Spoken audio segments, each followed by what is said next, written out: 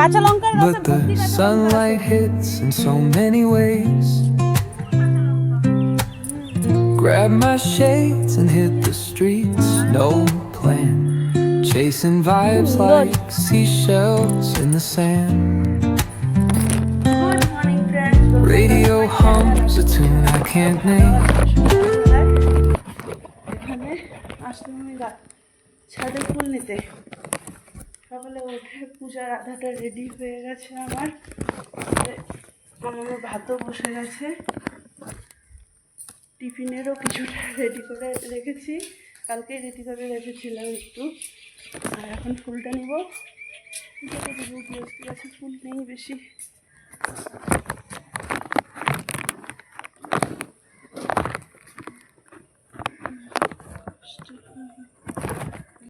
ও খেপছে, আর কথা বলবে না। চলো বোমাকে টাটা করো মাম, রাগ করতে হয় না মা, বোমাকে টাটা করো। দুটো দুদিকে গুটি হয়ে আছে তোমার আজকে। দেখি সামনেটা দেখি, মুখটা দেখি, ওখানে গিয়ে তাহলে ঠিক করে দিব। দেখি মাম। আজকে সকালবেলায় মেয়েকে টিফিনে আমি দিয়েছি আলুর পরোটা, তো একটু ছিল, ওটা আবার এখন ভেজে ফেলছি। আর এখানে বাবার জন্য খাবার রেডি করছি। এখানে টক দই আর আলু পরোটা সকালবেলায় আমি দিলাম, আর মানে রেডি করলাম আর বললাম আজকে সকাল সকাল লজের খাওয়া।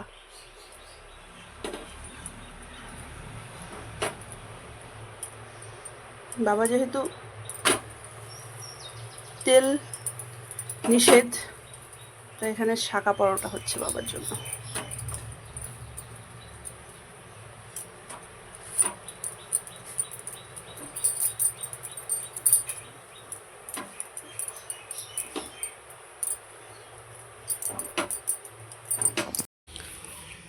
নিচের কাজটা সেরে আসলাম ওপরে। মা এখানে ডাল ভাত বসিয়ে রেখে নিচে গেছে চা খেতে। চা খেয়ে আসবে, ততক্ষণ আমি সবজি বানাবো।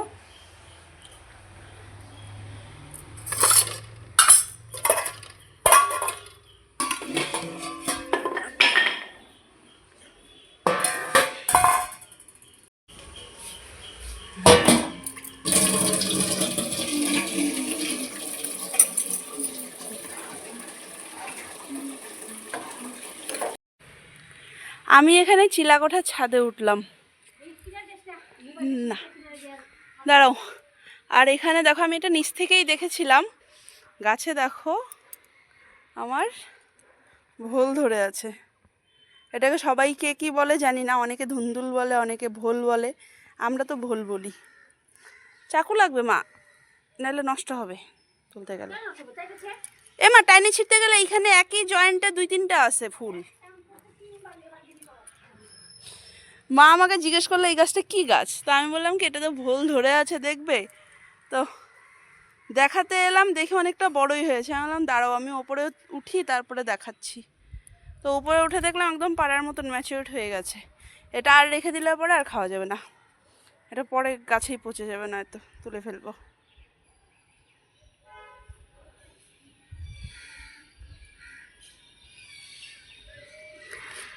ছাদের থেকে প্রকৃতি দেখো। হ্যাঁ আচ্ছা,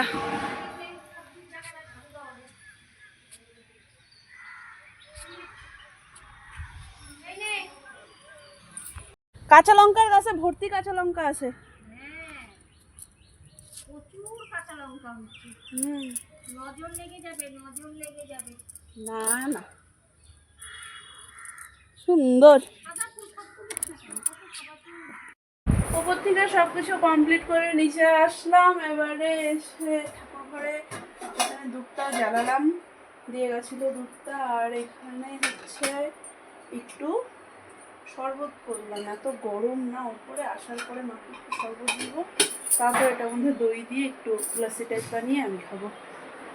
মা যেহেতু দই খায় না। আর বাবাকে ফোন করলাম, বাবা ছিল বাতাবাড়িতে, আমাকে বলেই গেছিলো যে দিদিভাইকে আনতে যেতে হবে না, আমি যাবো। তো ফোন করলাম 12:30 মতন বাজে, হচ্ছে আসবে কি যেতে হবে। তো বাবা বললো বেরিয়ে গেছে, ঢুকেও যাবে 10-15 মিনিটের মধ্যে, তো নিয়ে আসবে। আমার আজকে যাওয়া নেই, বাবার সাথেই আসবে। তো তা আমি এখন বসবো একটু আয়রন করতে। সেদিন রাত্রিবেলায় আয়রন করলাম না, আমার আর রাখতে ইচ্ছা করছিল না, ওই একটা ছেড়ে দুটো ড্রেস আয়রন করি। তো সেদিন একটা ড্রেসই করেছিলাম, এবার কালকে আর আজকে ওই ড্রেসটা পরে গেছে। আগামীকালকে তো আর ওই ড্রেসটা পরে পাঠাবো না, তো ড্রেসটা আয়রন করব। প্লাস বাবারও অনেকগুলো জমে গেছে আয়রনের, তো এখন তো সবগুলো হবে না, ততক্ষণে মেয়ে চলে আসবে, যে কটা হয় করতে থাকবো। হয়ে গেছে, ওটা কমপ্লিট।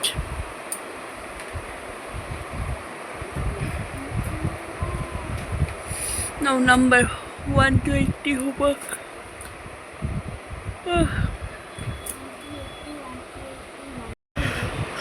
স্কুল থেকে এসে খাওয়া দাওয়া কমপ্লিট করে ঘুম দিয়েছিল, ঘুম থেকে ওঠার পরে আমরা বসলাম হোমওয়ার্ক নিয়ে। একটা কমপ্লিট করে ফেলেছে, আর একটা করছে, তারপরে একটু গান করাবো। আর হোমওয়ার্ক নেই আজকে বেশি কিছু। সময় এখনো অনেক আছে, টিউশনের টাইম এখনো অনেক দেরি, অনেক দেরি মামা।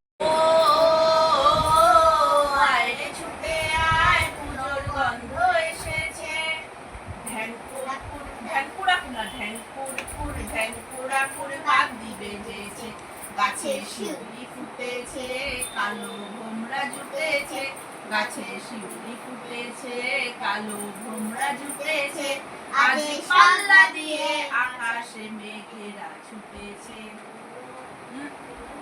ও আয়রে ছুটে আয়, পুজোর গন্ধ এসেছে।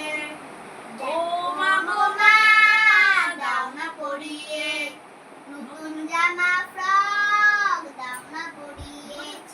ও মা গো মা, দাও না পরিয়ে নতুন জামা ফ্রক, দাও না পরিয়ে। নতুন নতুন গয়না যা দিয়েছো গড়িয়ে, নতুন নতুন গয়না যা দিয়েছো গড়িয়ে, আজ আনন্দেতে সবার সাথে যাই বেরিয়ে। ও আয়রে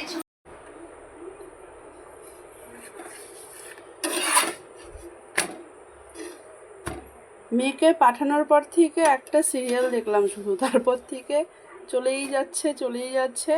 আজকে এক জায়গায় পাঠ আছে, নিমন্ত্রণ ছিল, ভুলে গেছিলাম, আমার ঠিক ছিল না, খেয়াল ছিল না। দুপুরবেলা কিন্তু একবার ভাবলাম, মানে মনে করেছিলাম, তারপরে সন্ধ্যার থেকে আর খেয়াল ছিল না। এখন জয়া কাকি আমাকে ফোন করলো 8:10 নাগাদ, তা আমি বললাম যাওয়ার আগে রুটিগুলো ভেজে রেখেছি, এত গরমের মধ্যে না মা আবার ভাজতে বসবে। আটাটা মেখেই রেখেছিলাম, তো এখানে রুটি ভাজা হচ্ছে আজকে রাতের জন্য। এটা হয়েই গেছে, আর 2-3টে বাকি, এটা ভেজে রেডি হবো পটাপট।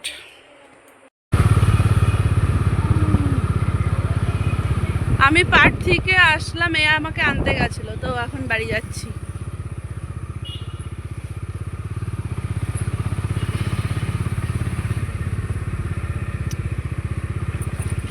সব জায়গায় শিব মন্দিরগুলো খুব সুন্দর করে সাজানো, এখন পোস্ট অফিসের সামনেরটাও ভালো সাজিয়ে রেখেছে।